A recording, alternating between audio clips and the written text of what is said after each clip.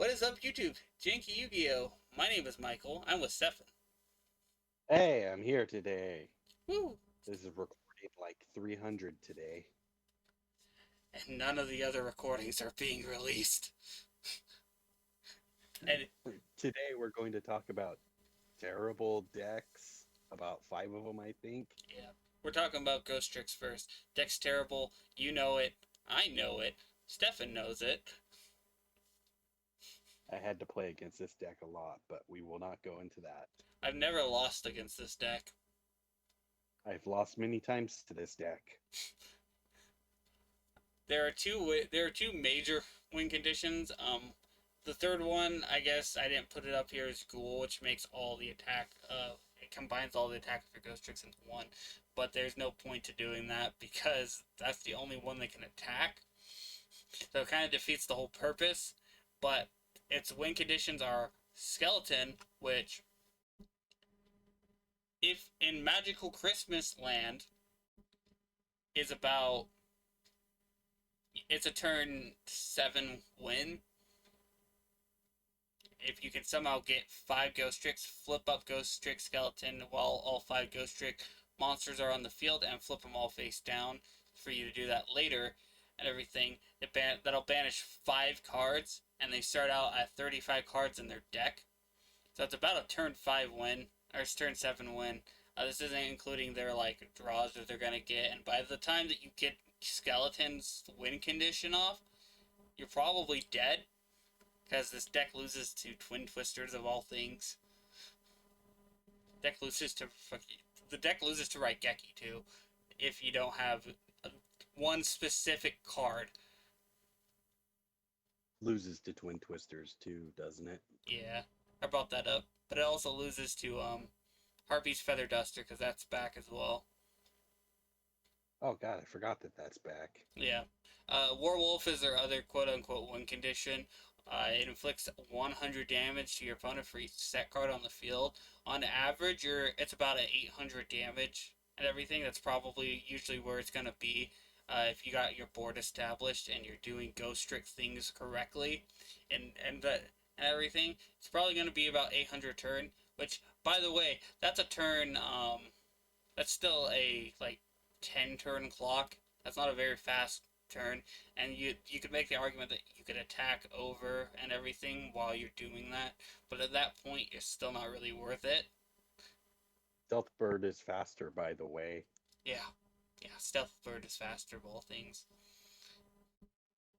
but I guess Stealth Bird has the downside. It has to be flip summoned. This just has to be flip face up. That's the one argument you could make for this card's defense. Next up, though, is the spider archetype. Spiders are a insect archetype that came out during the 5Ds era that require destroying your opponent's monster defense position monsters. Basically, they attack defense position monsters. They're kind of like the early stages of digital bugs, but at least digital bugs have a way to kind of swarm the field, and you can summon their boss monster pretty easily. Although their boss monster for digital bugs is garbage.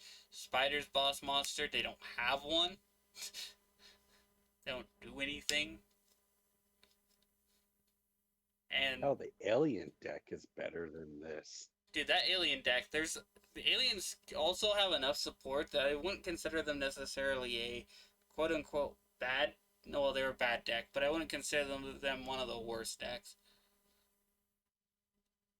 Because aliens have enough support and legacy. Have gotten enough legacy support to be relevant. But spiders haven't gotten really anything. And if you want to play spiders and everything, because you like the whole attack a defense position monster, deal with defense position stuff for some reason, you're better off playing digital bugs. It's still an insect deck, and it still does the whole care about your opponent's monsters being a defense. Fair enough. Moving on. Chest Fiends. Yeah. Chest Fiend. I have a video on Chest Fiends of me losing with this deck, because of course I'm losing with this deck. But what does Chest Fiends do? Well, all of them have this mandatory effect of you have to pay 800 life points during your standby phase, unless you have Pandemonium, and that's only because Pandemonium says you don't have to. And then they also all have the effect of when it's targeted, you roll a 6-sided die, specifically by your opponent's card effect, by the way. You roll a 6-sided die, and then if it's a certain result, Terror King, for example, is 2 or 5, you negate the effect and you destroy the opponent's card. And the Terror King, once again, it has not a bad effect for its time. It's just the issue is of summoning Terror King himself, because none of the other chess fiends at that time really have anything. And if you're talking about now, you're still better off playing the other Archfiend cards, because you have to have a Archfiend monster card on your side of the field to normal or flip summon him. So he's not really worth summoning. Uh, you can special summon him, and there's ways to like special summon him, I guess technically, but at that point you're like still having to jump through a lot of hoops.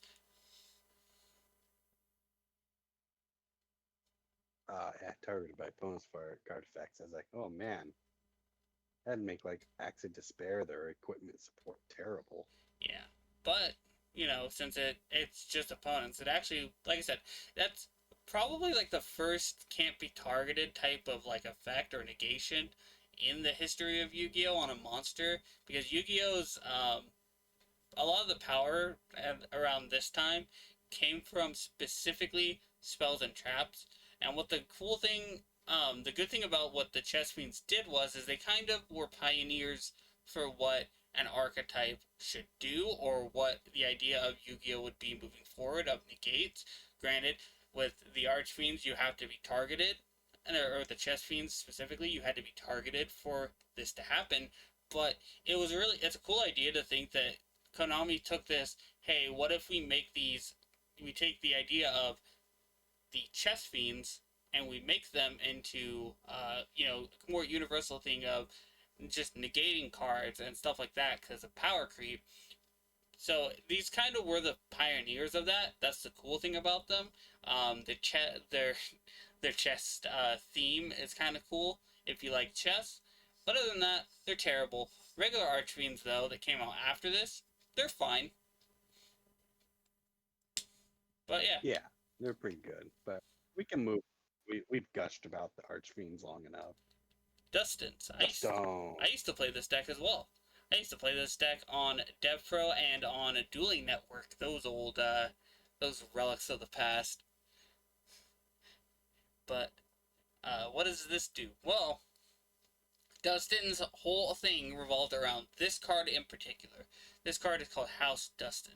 So House Dustin says when this face-up card is destroyed by your opponent's card, either by battle, and if it was face-up at the start of the damage step, that part's important, or by card effect, and sent to the graveyard, you special summon any Dustin monsters of your choice from your hand and or deck to anywhere on the field, but you must special summon an equal number of monsters to each side. So the downside of this card and the deck in general, the problem with it is it relied on this card being in attack position. You either had to basically force your opponent to walk into this card. They had to see this card coming and still knowingly attack into it, or you had to attack into yourself and give up your win condition, because your win condition is kind of like an OTK / lockout. So there was 2 win conditions for Dustin's. The first one was you would lock them out of playing, because at the time of Dustin's release, there was no link monsters, and the Dustin monsters that you would summon to their side of the field state they cannot be used for Xyz, Synchro, or Fusion Summon, and they can't be tributed. So they would just clog up the field. It's similar to why Ojama Trio was a okay burn card back in the day, but now it's kind of a double-edged sword, because link monsters exist, and giving your opponent tokens, like with Ojama Trio, for example, is a bad idea. And same thing with Dustin's. Giving them 4 to 5 monsters, is a bad idea. It is pretty bad. There's some funny things you could do with Owner Seal with this deck, but it's like super casual. Yeah, like, and the funny thing about Owner Seal would be like, you summon this, you're assuming your opponent doesn't have any negates and everything. They just maybe summon a big synchro monster, and then you're attacking into this, gonna lose. You're attacking with this into said big synchro monster or Xyz that doesn't have any like effect or attack negation or whatever. You lose some life points. You summon out some things. You and then second main phase you start link summoning is like the best thing you can do with this. But let's move on to the last archetype, Phantom Beast. I have previously talked about Phantom Beast and how I think that they kind of were the idea, like the prototype of Bujins, and my idea for that was is they have effects kind of similar to it, or there are other monsters of banishing themselves from the graveyard to protect by battle and stuff like that, like Turtle and Hare and stuff like that and all that. But I put Phantom Beast Rock Lizard as the uh, as the main card because this card was a 10 card. The only way to get it for a while was, I guess technically it was in a pack too, but I remembered it seemed like the way I remembered getting it was out of a 10. And your options. Yeah, that's how a lot of cards got. Yeah, yeah. And your funny thing about this card, Stefan, is the options for this 10 is you got the choice between this one or the Dark Magician Girl. I think I ended up with the Dark Magician Girl one. I actually ended up with this one, and the only reason I ended up with this one is because I just, I was a young kid and I just told my mom, I want Yu-Gi-Oh cards, and my mom bought me this one, for Christmas. It was either for Christmas or for my birthday, but I was like, Mom, I want Yu-Gi-Oh cards for Christmas or for my birthday, and she's like, yeah, okay, and she bought me this, the 10. But, so, Phantom Beast, Rock Lizard, even when it came out, by the time it came out, competitively, it couldn't do anything. Because the issue with it from a competitive standpoint was that Chaos, I believe, was a thing at this time. Granted, it was still a shell of its former self. There was no BLS.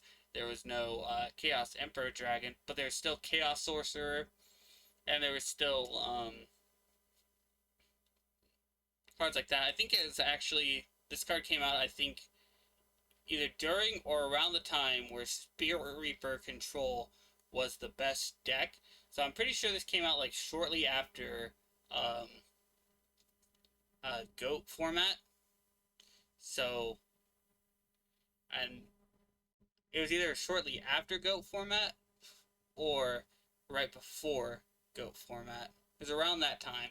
But the point is that it came out at a time when, like, even the game was still kind of power crept before it. If it came out back in, like, I don't know, even Magician's Force had a lot of really powerful cards too, didn't it? Magician's Force was like, even that, it's not great. Yeah, I think like it would have to be like Pharaoh's Servant, I think, is when this card would have had to come out to even have a potential to see play. And even then, that's still kind of pushing it. You'd be relying on your trap cards to protect and your spell cards, which granted, that wasn't that hard to do back in the day to, save your Gazelle to normal tribute this and then start attacking in. But still, at that point, you still might as well just, use Summon Skull. But anyway, Oh, that's a couple of terrible archetypes. I remember what I was going to say in the last recording session, Stefan. We're breaking the fourth wall here, folks. So the last thing I wanted to say about this is if you wanted to tell us any cool or, terrible archetypes we might have missed, be sure to let us know in the comments section.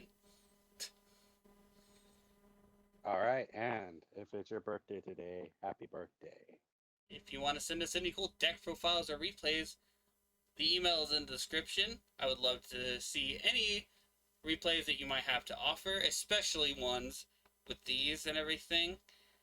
Except for maybe Ghost Tricks. I've seen a million of those replays and they take like 10 turns to win. As always, have a wonderful day.